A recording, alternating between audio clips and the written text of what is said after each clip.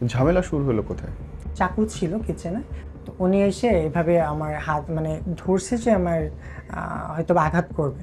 আমি একটানা আমার মনে আছে যে আমি ৭ দিন ধরে সূর্যের আলো দেখি নাই। তো এভাবে আমার অনলাইনে পরিচিত হয়। তো বললাম যে, "ভাইয়া আমি তো আসলে মিডিয়াতে ঢুকতে চাই।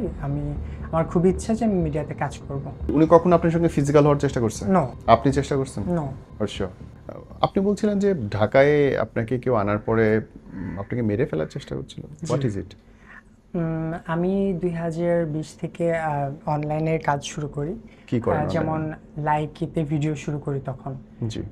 তো আমার ছোটবেলা থেকেই খুব ইচ্ছা ছিল যে আমি অভিনয় করব বা এরকম মিডিয়াতে ঢুকতে চাই আমি। হুম। তো আমি ছোটবেলা থেকেই এরকম চিন্তাভাবনা ছিল। তো আমি যখন জানতে পারি যে লাইকি বা টিকটকের মতো অ্যাপস ভিডিও করা যায়, তো আমি তখন শুরু করি। আ পরবর্তীতে আমি আমার ফেসবুক অ্যাকাউন্টে এক বড় ভাইয়ের সাথে পরিচিত হই। যে ওনার একটা কোম্পানি ছিল তখন, মানে অনলাইনের বিজনেস বলা যায় যাকে। বিভিন্ন প্রোডাক্ট সেল করতো, যা টি-শার্ট, প্যান্ট বা গেঞ্জি এগুলা। তো ওনার সাথে আমার পরিচিত হয়। ওনার বাসা হচ্ছে পাবনাতে, তখন উনি মিরপুরে থাকতো। তো এভাবে আমার অনলাইনে পরিচিত হয়। তো বললাম যে, "ভাইয়া আমি তো আসলে মিডিয়াতে ঢুকতে চাই। আমার খুব ইচ্ছা যে আমি মিডিয়াতে কাজ করব।" বা থিয়েটার অভিনয় বা খুব আমার ভালো লাগতো। তো আমি এটা যখন ওনাকে বলি, তো উনি বলছে, "আচ্ছা ঠিক আছে, আমি তো নানা ধরনের কাজ করি, যেমন বিভিন্ন প্যান্ট, টি-শার্ট, গেঞ্জি এগুলো ফটোশ্যুট আমাদের ছবি লাগে। তো আমি চাচ্ছিলাম যে তুমি আমার যে ইগুলা আছে, ড্রেসগুলো আছে, এগুলার একটা সুন্দর পরে সুন্দর করে আমার আর কি আমার যে ইয়ে আছে, স্টুডিও আছে বা আমার যে অফিস আছে এখানে আসো। আমি ফটোশ্যুট করে তোমার ছবিগুলো আমার ওয়েবসাইটে বা আমার পেজে দিয়ে আমি বুস্ট করি।"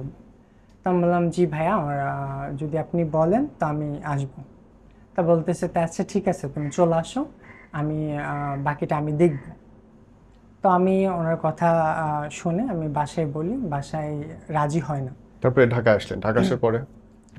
ঢাকায় আসার পরে হচ্ছে আমি ওনাকে বলি যে, "ভাইয়া আমি তো ঢাকায় আসছি যেহেতু নতুন, আমি কিছুই চিনি না বা থাকার ব্যবস্থাও আমার নেই।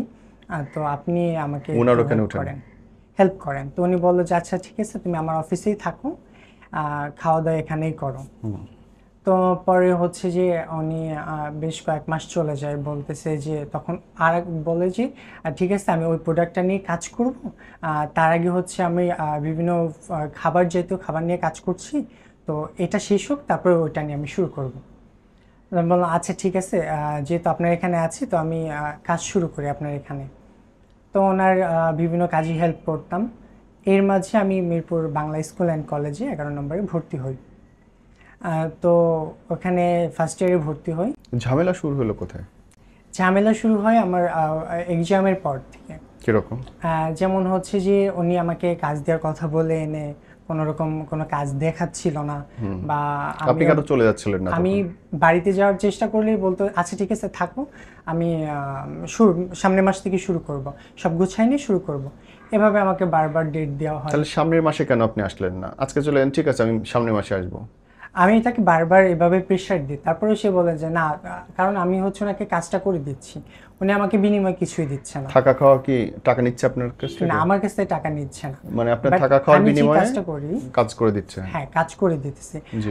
আমি যদি সেই হিসেব করি, আমি তখন হচ্ছে ৪ ঘন্টা ঘুমাতাম, হুম। আর বাকিটা সময় তার যে সব ব্যবসার যে কাজগুলো ছিল ওগুলো আমি করতাম, জি। দেখাশোনা করতাম। জি। তো এভাবে আর কাজগুলো আপনার উনার বাসা ছিল কোথায়? উনি মিরপুরেই থাকতো, মানে অফিসে এক রুমে উনি থাকতো, ৩টা রুমে ফ্ল্যাট ছিল, আমি এক রুমে থাকতাম আর অফিস এক রুমে ছিল। আচ্ছা। তো আমি এভাবে বারবার বলার পরে উনি কাজ শুরু করতেছিল না। তো এক পর্যায়ে আমি বলি যে, "ভাইয়া আমার সম্ভব না, কারণ আমি এক গ্রামের ছেলেও শহরে আসছি কাজের জন্য। আমার দিকে আমার ফ্যামিলি তাকিয়ে আছে, কারণ আমি কাজ করব সে টাকা দিয়ে আমার ফ্যামিলি মোটামুটি চলার চেষ্টা করতে হবে। তো আমাকে কাজ না দিলে তো আসলে আমার শহরে থাকা সম্ভবই না, কখনোই সম্ভব না।" তো বলতেছে যে, "আচ্ছা ঠিক আছে, তুমি সামনের মাসটা ধৈর্য ধরো, আমি তোমার ফ্যামিলির জন্য একটা ব্যবস্থা করে দিব, একটা অ্যামাউন্ট দিয়ে দিব।" তো আমি বললাম আচ্ছা ঠিক আছে, যেহেতু আমার ফ্যামিলির আপনি বলতেছেন যে কিছু একটা দিবেন, তো আচ্ছা ঠিক আছে আমি থাকি। তো এভাবে আরও 2 মাস চলে যায়, এভাবে 6 মাস চলে গেছে আমার। তো তারপরে একদিন আমি রিয়েলাইজ করলাম যে আমি ইনফ্যাক্ট আমার কলেজে যাওয়া বন্ধ হয়ে যায়। আমি একটানা আমার মনে আছে যে আমি 7 দিন ধরে সূর্যের আলো দেখি নাই। কেন? কারণ ওই যে আমি ঘুমাতাম 4 ঘন্টা, আর যত ঘন্টা ছিল আমি সব কাজ করতাম। ওকে। তো আমি এইভাবে চলে গেছে। তো তারপরে আহ, গায়ে হাত তুলছে কবে? আমি পরে হচ্ছে যে বারবার প্রেশার দিতেছিলাম। তো উনি আরেকজনকে বাসায় নিয়ে আসেন যে ওনাকে দিয়ে হয়তো বা কাজ করাবে, এই জন্য। তো আমি বুঝতে পারি যে হয়তো বা আমাকে জাস্ট ওই কাজগুলোর জন্যই আনছে যেগুলা আর কি দেখাশোনা, আমাকে হয়তো বা এরকম কোনো কাজ করতে দিবে না বা করাবে না। তো আমি তাকে বলি যে আচ্ছা ঠিক আছে আপনি থাকেন, আমি আমি আমার লাইফ নিয়ে আমি চলে যাচ্ছি। আমি যদি কখনো চেষ্টা করতে পারি নিজে নিজে ঢাকাতে আসবো, না হলে আসবো না, আমি চলে যাব। তো উনি আমাকে বলে যে না, এভাবে যাওয়া যাবে না, তুমি আনছি তোমাকে আমি, এভাবে চলে গেলে আমি তোমার নামে মামলা দিতে পারি, বা তুমি আমার কাছ থেকে এত টাকা নিয়ে চলে গেছো, আমি বলতেই পারি।